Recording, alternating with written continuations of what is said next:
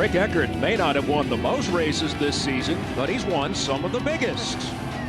Tonight, he can cap off a great season with the UDTRA National Championship at the Rock, Allegany County Speedway.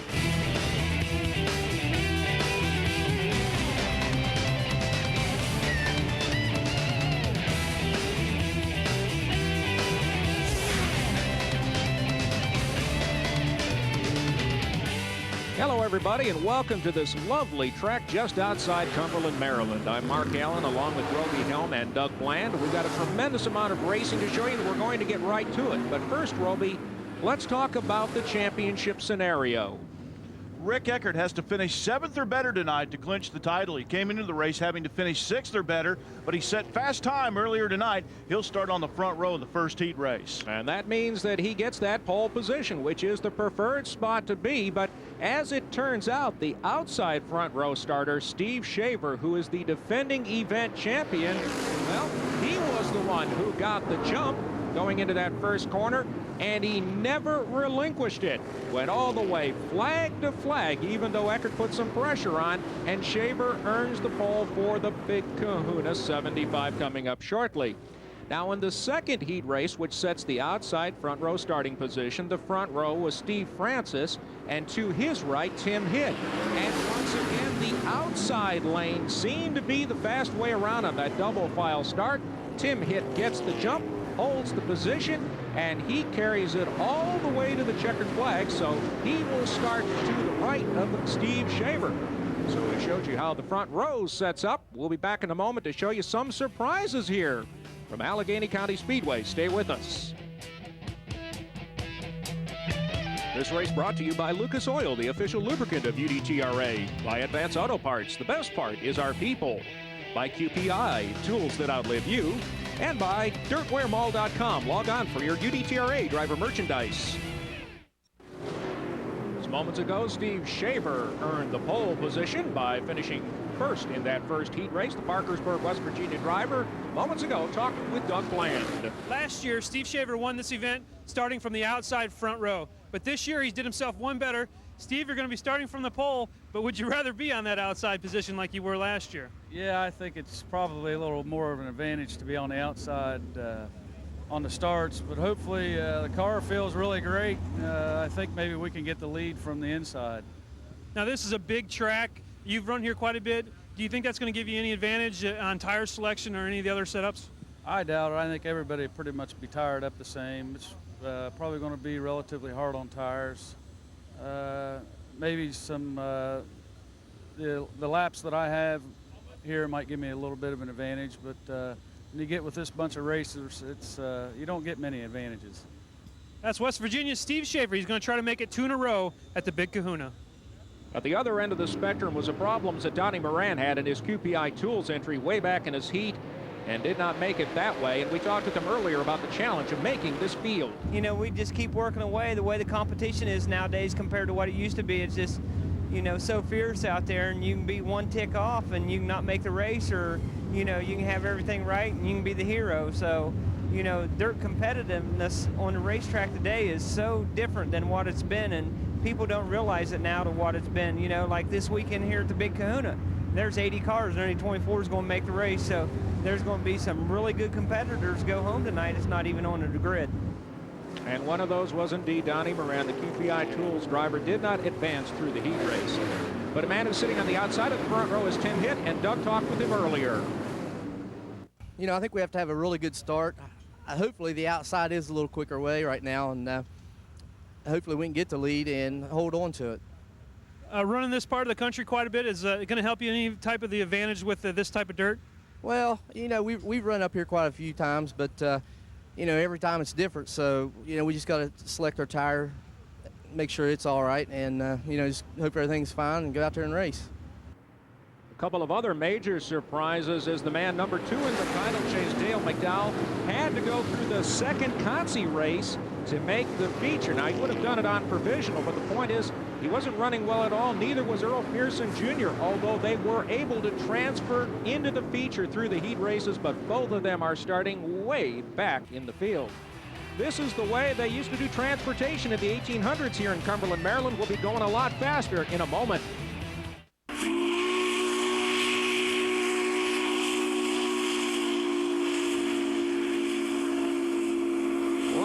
beautiful part of the country here in Cumberland, Maryland, a railroad terminus as well. We're here at the Allegany County Speedway, The Rock, for the big Kahuna 75.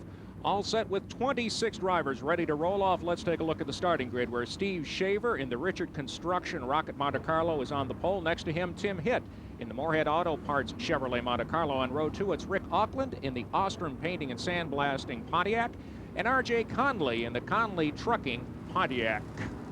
These were the winners of the first 4 heats. 5th heat race winner Mike Balzano in the Eddie's Auto Parts Monte Carlo starts on the inside of row 3. Alongside him, 6th heat race winner Todd Andrews in the Andrews Auto Salvage Ford Taurus. Rick Eckert, the point leader, starts on the inside of row 4 in the Ray Vest Ford Taurus. Alongside him, last year's runner-up, 3rd in points this year, Steve Francis in the Valvoline Mopar Parts Dodge Intrepid. Starting in the 9th position will be Bart Hartman in the Imler's Poultry Rocket Chevrolet Monte Carlo. Next to him in the 10th starting position is Chubb Frank in the Corey Rubber Rocket Chevrolet. On the 6th row, it will be DJ Myers in the Hershey's Racing Engines Chevrolet. Next to him, Jimmy Mars in the Jimmy Mars Racing Masters-built Chevrolet Monte Carlo. Row number 7 on the inside, Randy Cordy in the Mid-Continental Fuel Grand Prix. Outside row 7, Rod Conley in car number 71R, the Conley Trucking Monte Carlo. DJ Troutman in the Bud Light Grand Prix starts on the inside of row 8. Alongside him, Davey Johnson in the Reliable Painting Grand Prix.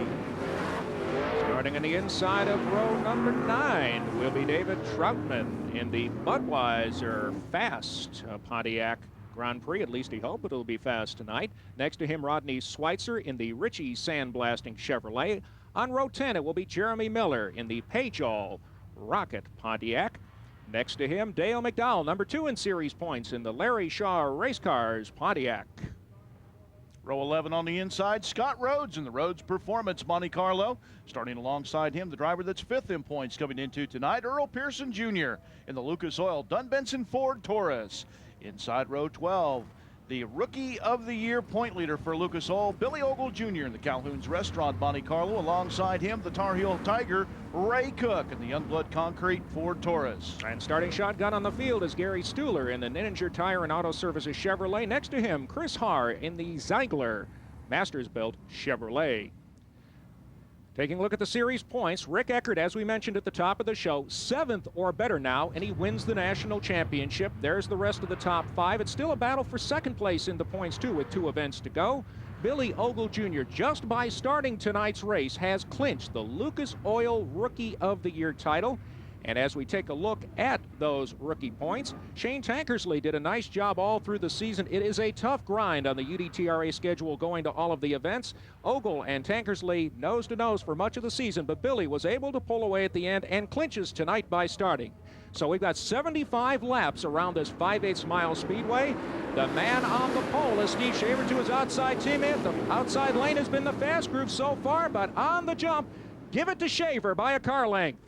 Looked like Tim Hitt might have slipped a little bit up in turn number 2, enabling Shaver to dive underneath him and grab the point. And he opens up a 5-car length advantage right on the get-go.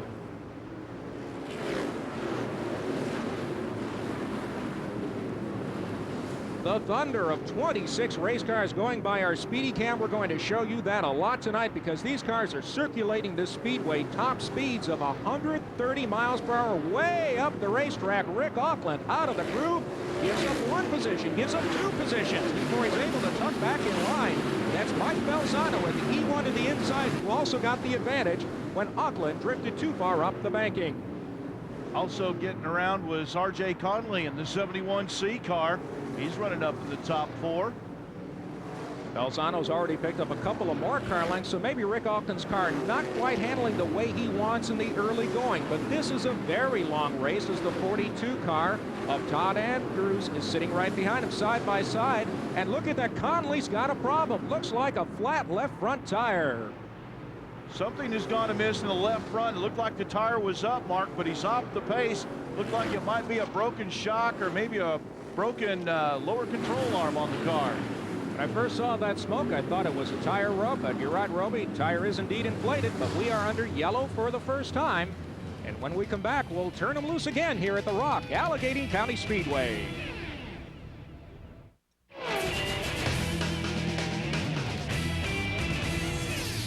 Although it's nighttime, you can't see it, but just immediately off the backstretch is a giant cliff that's about 1,000 feet high, and it's actually in the state of West Virginia. The Potomac River is just about 200 yards behind the racetrack. That's how narrow this portion of the state of Maryland is, only 5 miles wide between Pennsylvania and West Virginia. This racetrack is plenty wide. Let's see how wide they'll go here on the restart. 2 by 2 behind our race leader for our television restarts. Everybody getting into that corner. They do go 3 wide there for a minute. Everybody gets through cleanly, but look at this battle for second, Roby. Got Tim Hitt on the inside in car number 68.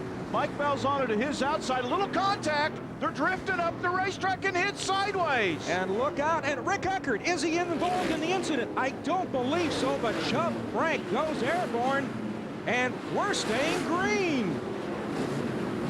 Chubb Frank's got some serious damage on his race car. We're going to watch Rick Eckert real closely to see if maybe he was involved in that and has some suspension problems, but the caution is now out. It's not for that incident, but something that happened behind it. It looks like this is Chris Haar. Chris Haar, who started shotgun on the field. Everybody got on the brakes hard when they had that tangle with Balzano and Hitt, and that just accordioned right through the field, and Chris Haar had to lock it down and spin the car in turn 4. Well, that could have been disaster for Rick Eckert and may still be. We're not entirely certain that there isn't some damage. We'll watch this incident again here on replay and maybe get a sense of if Rick Eckert, our points leader, was indeed collected in it.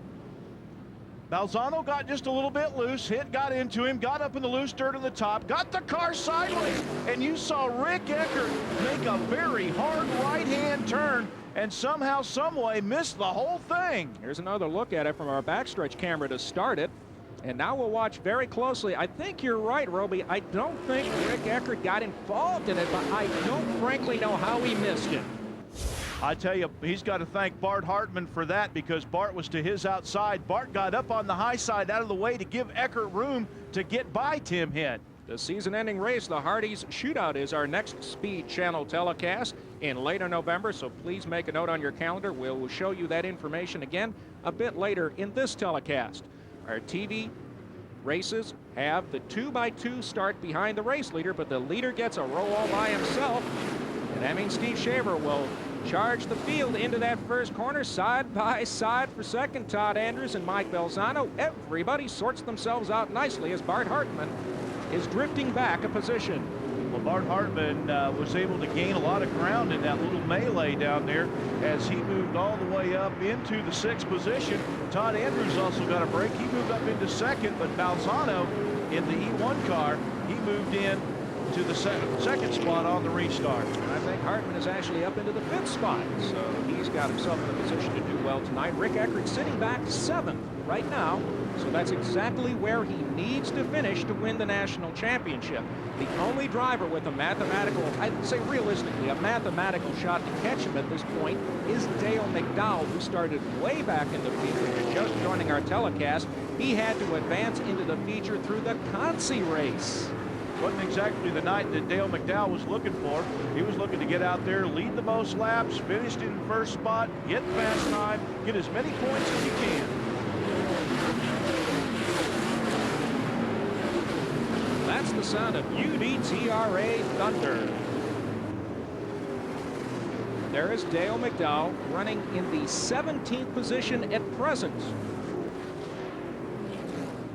Well, Rick Eckert up there running in the 7th spot. Of course, these drivers don't have radios, so Dale McDowell does not have any idea unless he can see Rick Eckert in front of him. He knows he's in front of him. He started up there, but the thing is, Rick Eckert doesn't know where Dale McDowell is. McDowell doing everything he can to try to reel in Eckert in the points. He's got the most recent series win at Rome Speedway. That's 9 victories in 2002, but not enough to have himself right up there in the realistic championship position. I mean, let's be perfectly frank about it. Dale McDowell needs a lot of help if he has any hope of becoming a 2-time series champion. Well, Dale McDowell has 3 more victories this year than Rick Eckert, but consistency has been the key for Eckert. McDowell's had a lot of DNFs this year, while Eckert has finished every race this year. He's completed all but 2 of the possible laps he could possibly run in the series this year, and his worst finish has been 12th. And as we walk our way through the field, there is the 12 car of Rick Auckland and Bart Hartman in the 75 car. Next in line, Steve Francis is sitting in the 6th spot. Then it's Rick Eckert.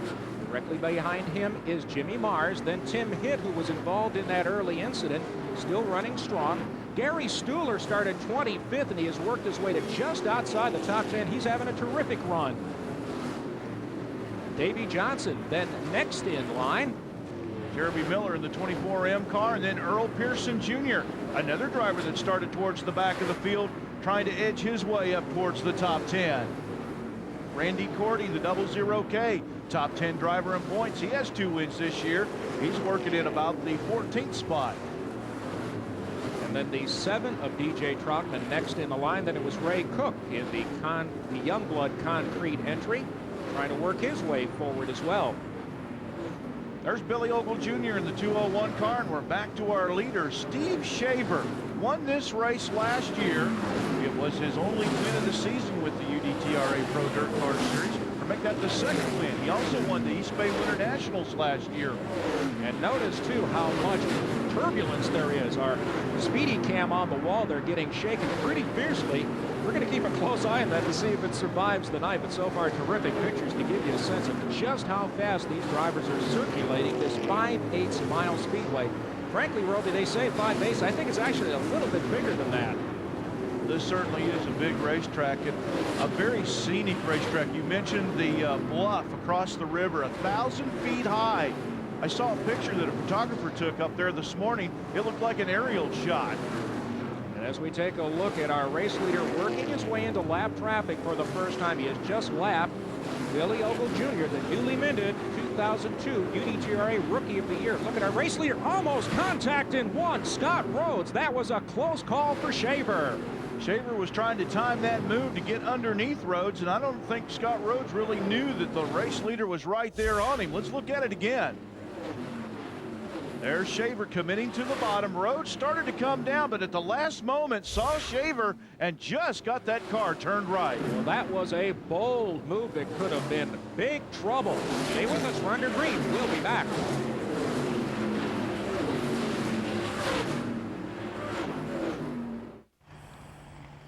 You're looking at the Potomac River, which actually should be up a little bit higher than it is. This part of Maryland, like much of the country, suffering through the drought. But what a beautiful part of the United States this is. If you've never been this way, you really should come. It's fascinating history. George Washington actually slept in Cumberland, Maryland. Well, we're back here at the racetrack where Steve Shaver, from the pole position, has used it to good advantage and has led every lap. But Mike Balzano, sitting in the 2nd spot, is keeping him honest.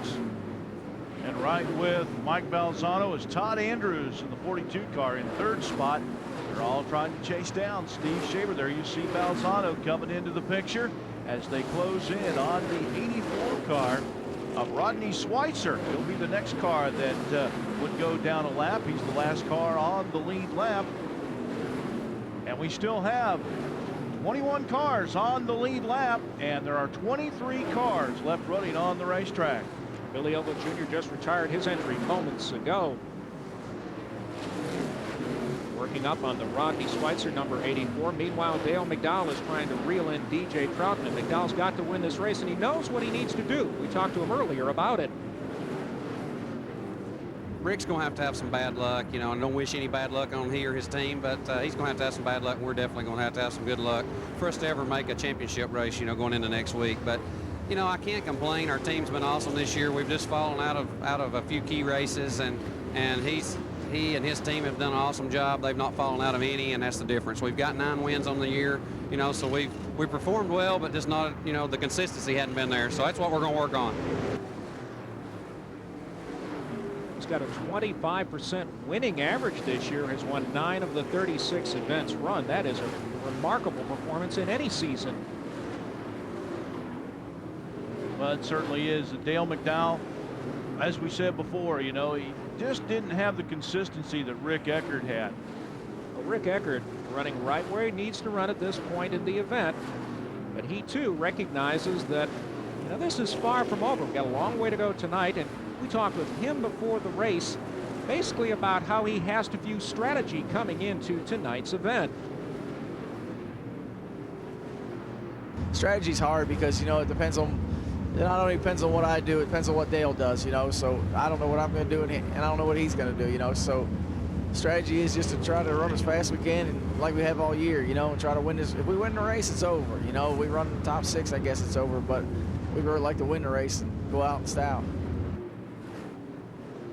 Well, speaking of style, Rick Eckert has been a great champion this year for the UDTRA Pro Dirt Car Series, a very well-mannered professional, and if he should win this championship tonight, I know that everyone with UDTRA is going to be happy to have them representing the series as the champion in the 2003 season. With Steve Francis sitting 3rd in the series points, would have been a great champion too last year. Lost it by just 1 point. In fact, this week, prior to the event, the Chris Francis Memorial Golf Tournament was conducted here. Chris was the brother of Steve, who passed away very suddenly last year in August. And so now there is a Memorial Golf Tournament that's played here. And that's quite a tribute to a great person, Chris Francis. There's your race leader, Steve Shaver, coming up on more lap traffic. Trying to work his way around. I'm sure he was a little bit concerned the last time he tried to make that move, and probably has thought better of it when he tried to pass the 83 car earlier and went, maybe that wasn't the best place to try to charge into turn 1 like that. Now go to the high side, duck back in line. It's a terrific pass he just made. And he left Balzano and Andrews in the wake of that lap car. So now Steve Shaver going to try to pull away as Balzano and Andrews are going to step to the outside. And Balzano pulls the same move at the other end of the speedway, using that lap car as a pick, and is able to pick up now 5 car lengths of separation with Todd Andrews. I'm sure Andrews will make the same move, charging into 3. Yes, he does. So, you know, monkey see, monkey do. Well, they all sat there and, well, he made it. I guess I can try it and see if I can do it. Hey, this works pretty good. And look at how quickly Balzano, once he clears the lap car, is able to close back in on Shaver. Now, catching somebody has been apparently easy enough, but getting past them has been a whole nother matter. This racetrack looks like it's pretty much one groove, the fastway being down around the bottom.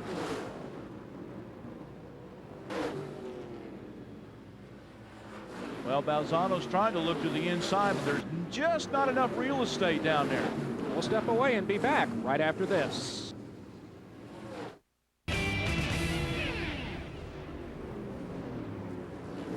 Everyone in attendance at the Big Kahuna 75 gets a plastic lei to wear around their neck. Jimmy Marr is also one of those, currently sitting in the 7th position.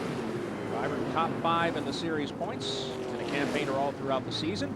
Steve Shaver has cherry-picked his races, mostly in this part of the country, and for the moment is having a very successful evening in this western part of Maryland. Well, Steve Shaver won this race last year. He likes this place. Another track he likes is East Bay Raceway. He's won the UDTRA Winter Nationals down there twice at UDTRA. Going to be going back there again in 2003. The track under new management. And Steve Shaver coming back here. Last year he started on the outside front row. This year he started on the pole. Well, Rick Eckert has picked up 1 additional position, so he's now sitting in the 6th position, putting some pressure on Steve Francis. We were talking earlier, Roby, about Rick Eckert and what he's trying to do here tonight. What's his attitude coming into this race? Well, Mark, Rick Eckert said he has 2 reasons why he wants to clinch the championship here tonight.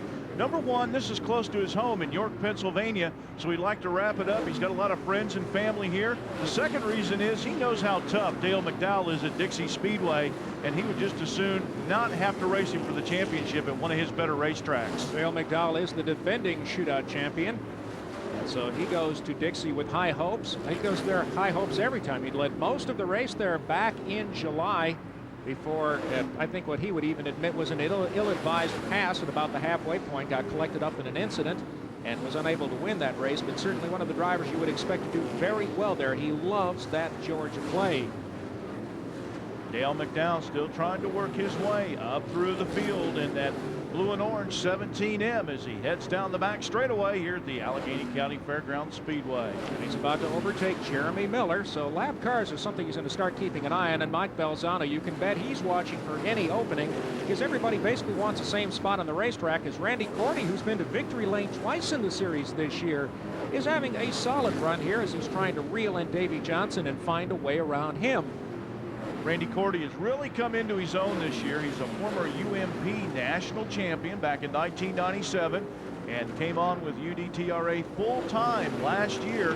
Failed to get in the top 10, but he brought on a new crew chief with Gator Branham, and they have put a good team together with Don Goddard's Mid-Continental Fuels team. And like you say, he's got 2 victories. He's 7th in the points. And Mike Balzano put a fender down inside of Shaver for the first time tonight.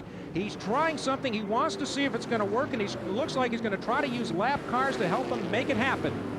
Well, we saw that move they had where Shaver had to step to the outside to get around the lap car. Balzano might be looking for that opening as we see Clifford Brabson waving that move over flag to that lap car in front of the 2 leaders. Moving in on the halfway point of the event, and it is starting to heat up. And we've got a car to the high side. That is Rodney Schweitzer, who has slowed. We are not under caution. Yes, we are just now. You can see the yellow lights above the racetrack. So for the 2nd time tonight, the 3rd time tonight, we are under yellow here at the Rock Allegheny County Speedway. And that's going to allow everybody to cool their tires a little bit, and that should make it interesting. You're just joining our telecast right from the get-go. It was Steve Shaver on the inside, Tim Hitt on the outside. Shaver got the advantage early on. A couple of laps later was Mike Balzano and Hitt going for position. Hitt lost control. Chubb Frank was the one who was collected in that. He retired for the evening. Rick Eckert barely able to get through it cleanly. Same thing for the race leader later, almost contact as he tried to move around a lapped car. Schweitzer on pit road getting a new tire. They're going to send him back out there to run. So we've had a lot of activity, even though we haven't seen a pass for the lead yet. Well, Mike Balzano's strategy of trying to use that lap traffic to maybe get an opening on Steve Shaver's out the window, because on the restart, the lap cars go to the tail of the field. And let's see if Balzano's been able to cool his tires and is going to try anything daring here. Does not look like he will. Todd Andrews in the 3rd spot was the one who looked like he wanted to get racy going for 2nd. Balzano got just a little bit loose down there in turn number 1. That enabled Steve Shaver to stretch it out to about 5 car lengths on the restart. As everybody is now single file for the next little while, as they all settle back into a rhythm. And Roby, we should talk about that. There is very much a rhythm to driving successfully on dirt. Oh, absolutely, especially on a racetrack like this. You can see the black streak around the bottom of the track. That's where everybody wants to be. There's a distinct groove down there that everybody is trying to hit that mark lap after lap. And you really get into more of a rhythm on a track like this than you would maybe a heavier, rougher racetrack where you're bouncing around a little bit. This way, these guys, you can see the cars are very tight around the corners. They're not kicking the back end out that much. They're really getting a lot of traction as you see Bart Harper, Randy Cordy there in the 00 car hiking that left front wheel up in the air. That's a sign that you're getting a good bite off the corner. And that is something Steve Francis used to be a trademark of his. In fact, he pretty much carried that left tire on the short tracks. He carried all the way off the 2nd corner, but we've got caution on the track for the 4th time tonight. It is for a car that is slowed on the speedway, and it looks like it is the David Troutman car who has brought out our 4th yellow of the night. And that gives us a chance to collect our thoughts, catch our breath, and step away, and we will be right back. The next to the last race on the UDTRA Pro Dirt Car schedule has plenty of championship drama and implications as we go back to green. You're just joining our telecast. Rick Eckert, who is currently running in the 6th position. Right now, if the race were to end, and it isn't going to end here, but if it were to end right now, he would be the 2002 champion. There's a long way to go. Eckert almost got collected in a lap 3 incident that might have seriously damaged his chances to clinch the championship tonight. Meanwhile, further back in the pack, the blue car that just zipped by there is Dale McDowell. He is the only driver who has a realistic shot of overtaking Eckert for the championship, but he is 10 positions behind the 24 car at the moment. Well, another thing that Dale McDowell has to worry about, he may not be able to catch Eckert for the championship, but he's got to worry about Steve Francis, who is 3rd in the points behind him. Francis is up running in the 5th position. He's going to gain a lot of points on Dale McDowell, and Dale McDowell may have a fight on his hands for that runner-up spot, and that's a difference of $10,000 in the season-ending point fund. They're currently 12 positions apart in Francis's advantage. The advantage from the get-go in this race has been our pole sitter, Steve Shaver from Parkersburg, West Virginia. That's about 2.5 hours from this Cumberland, Maryland racetrack. As we take a look at Francis, who we were just talking about moments ago, then there's Rick Eckert sitting in 6, Jimmy Mars in 7, Bart Hartman is drifting back in the 8th spot, Gary Stuhler having a terrific run coming up through the field sitting in 9th, and 10th is Earl Pearson Jr. Earl Pearson Jr., if you threw out the first half of the season and took the second half and made that the point standings, Earl Pearson Jr. would probably be a championship contender. He has had a lot of top 5 and top 10 finishes in the second half of the season. And later on in the campaign, as we wind down our remaining telecasts, we will spend some time in depth with Earl Pearson Jr., a former Rookie of the Year in UDTRA competition, as well as a number of other drivers who are going to finish in the top 5 in the series standings. Earl Pearson Jr. makes the trip every week from Jacksonville, Florida, works a regular job down there during the week, gets some time off to go racing, and flies into the races, and pretty much always brings his dad with him, Earl Pearson Sr.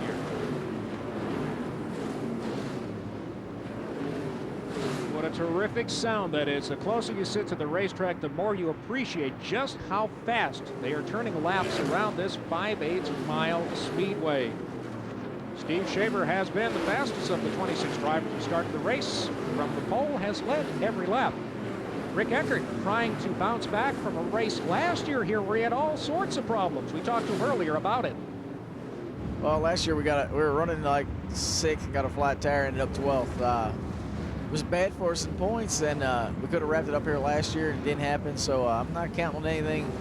You know, this place is close to home, but it hadn't been real good to me here lately. So last night we were pretty quick, and we'll see what we're like tonight. Rick Eckert has finished no worse than 12th this year. That's an amazing feat when you consider that you're running 37 races now. This will be against the best drivers in the country, and the worst you've finished all year is 12th. There's a lot of drivers that would be happy just to make every race, let alone finish them. And he has had an astonishing mechanical reliability this year. Only 2 laps, just 2 laps, has he failed to finish in the 2002 campaign. That is all but unheard of. Rick Eckert has an awesome team. It's usually him and his crew chief, Robbie Allen, at the races, but they have a couple of guys that work full-time at the shop and don't go to the races. They're here tonight, and it's the first race that they've been to all year. Well, I'm sure they're enjoying it, and they've got their fingers and toes crossed for a championship. Ray Cook has had an on-again, off-again season. He's been real good at times, and other times it's been a challenge. But as he continues to circulate around the track, he, as well as Dale McDowell, have been picking off spots. But look at Bart Hartman. He is off the pace. He is part of the reason for our caution, as there is also debris on the speedway. Our 5th caution of the night slows the field. We'll step away and be right back.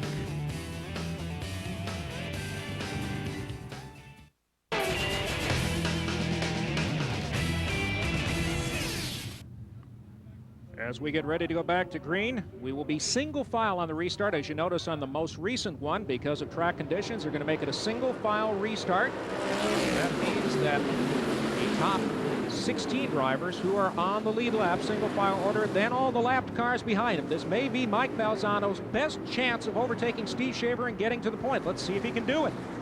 Well, as you said earlier, Mark, catching him is one thing, passing him is another.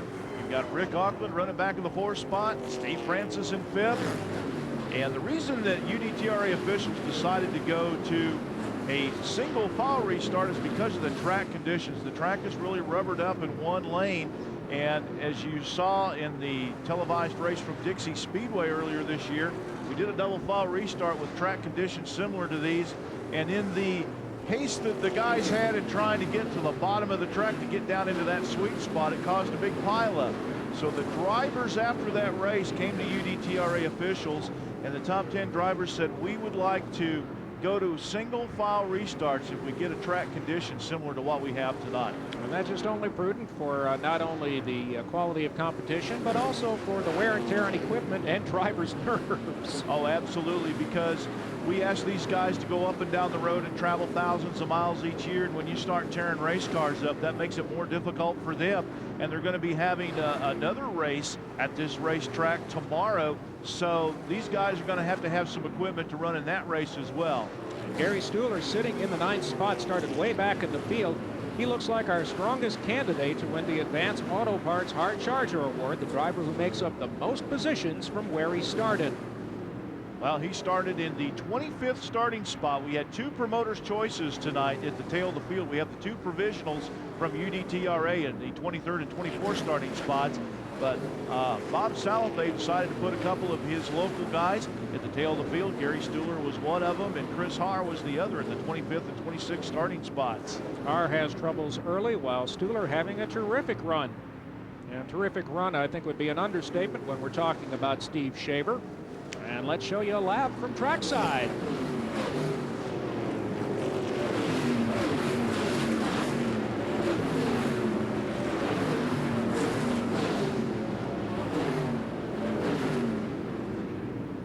And at this point in the race, 17 cars still running on the racetrack. You all saw 17 of them come right into your living room there. 16 of them are on the lead lap. Steve Shaver made a significant change in his program last year that has paid off big dividends. It certainly has. Teamed up last year with noted engine builder Brad Malcutt of Malcutt Racing Engines.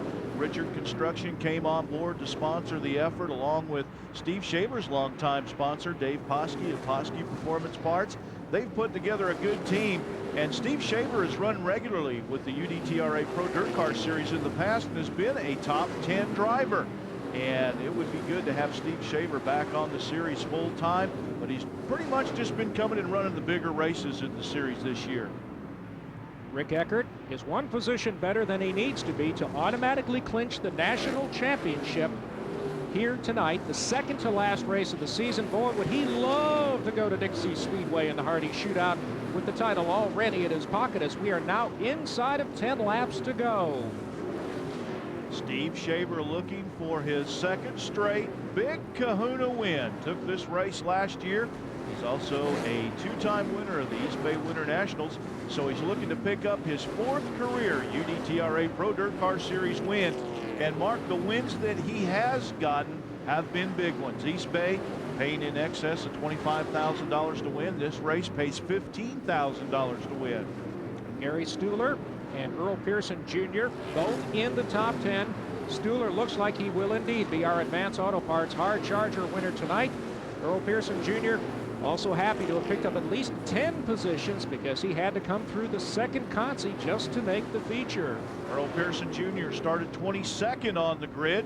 He pretty much got in behind Stuhler, who started 25th, and they have worked their way up through the field. There's Tim Hitt, ran up front early, and you can see the damage on the left rear quarter panel from that incident he had back on lap number 3. But still having a terrific run. Just goes to prove that what you see isn't always what the driver is feeling. A lot of cosmetic damage, but these cars can take a good deal of punishment without affecting performance. Tim Hitt, a former winner of the Hardy Shootout at Dixie Speedway in Woodstock, Georgia, took that race in 1998. And I'm sure we'll be there for our next television telecast. The Hardy Shootout is the next one up here on Speed Channel for the UDTRA Pro Dirt Car Series. Looking forward to that event. It's a 100-lapper. Pays $55,000 minimum to win. So you know that all the best drivers in the country are going to be there. That's out of a $200,000 purse, total purse that they're going to pay out over 2 days. They'll also have the Iski Dash. All the fast qualifiers from the season will be teeing it up at the Hardy Shootout. We'll be showing you that a bit later in the season, too. You talk about a pack of hungry wolves in a sprint race. That is a true sprint. Take home some nice cash. Right, that's a whole lot of money per lap. As we're getting down to the final laps here, inside of 5 to go for Steve Shaver. If second place Mike Balzano has got anything, if he's been saving his tires, cooling his tires, he's got to unwind them now and throw it all the way toward the front and see what happens, because there's just a few laps to go. Well, even though these drivers don't have radios, they still know what the lap count is, because the scoreboard's right at the head of the front straightaway. So when they're coming down that straightaway, they can look up and look at the lap counter, and they can see that there's 5 laps to go. And Rick Eckert, he's got to be sitting there thinking about don't make a mistake. Don't make a mistake. Smooth. Well, he's got nobody around him, so that's good news. I'm sure his head is on a swivel right now, just checking to make sure that there's nobody inside or outside of him that he might be collected by or collect himself. And you want to talk about money, the championship is worth $50,000.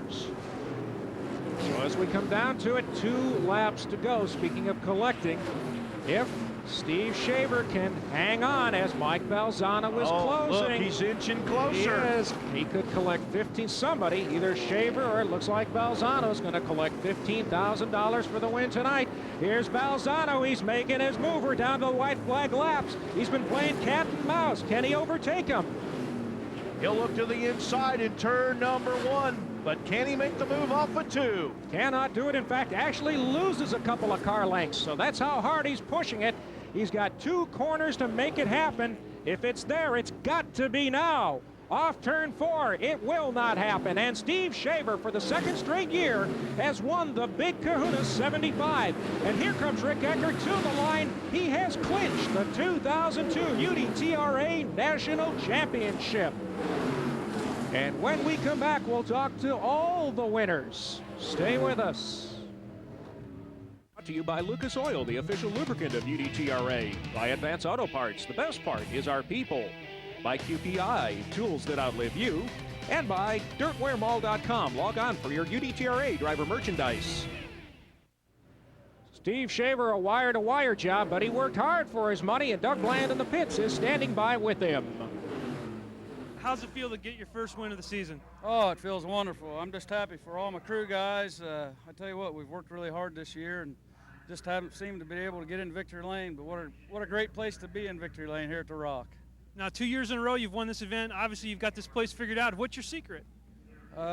Starting up front. It's just Brad and all the guys just have a really great setup for here, and we're just fortunate to be where we are. Fortunate maybe, but he put on a dominating performance, I think, in everybody's opinion. Balzano 2nd, Andrews 3rd. Rick Auckland stayed 4th pretty much all night. Steve Francis was 5th. Rick Eckert clinches the championship with a 6th-place finish. Then it's Jimmy Mars, Gary Stuhler from 25th to 8th. Earl Pearson Jr. 9th, Tim Hinton 10th. It was Jeremy Miller. Dale McDowell picked up 8 positions, able to get up to 12th, but not quite enough tonight. Loses some points to Steve Francis in the battle for 2nd in the championship chase. Bart Hartman ran in the top 10 early in the race, but dropped out late, finishes 18th. Davey Johnson came home in the 19th spot. Then looking at the rest of the field, most of these drivers were unable to complete the race, as was R.J. Conley, also unable to finish. Let's hear from 2nd place. Well, track got where it was pretty tough to get get the groove widened out, and we had a good car right through the middle of the race. I run him down, then we got in traffic, and I thought maybe I got a shot. If he bobbles a little bit, I might be able to make the move, but it didn't happen. He ran a good smooth race, and I just had to, settle for 2nd. But there towards the end of the race, he started getting away from me a little bit again. Would you have changed anything and set up knowing what you know now? I don't think so. Maybe freed the car up just a little bit, but then we may have not been able to get up through there early in the race. You got to give a little early or give a little later, one of the two. 2nd place is still up for grabs in the national championship chase, but the champion has been decided. It's Rick Eckert, and he's with Doug. Rick, you guys knew exactly what you had to get done tonight. You did exactly what you needed to do. How does it feel to be the 2-time national champion? Oh, that's great. That's what we tried for all year.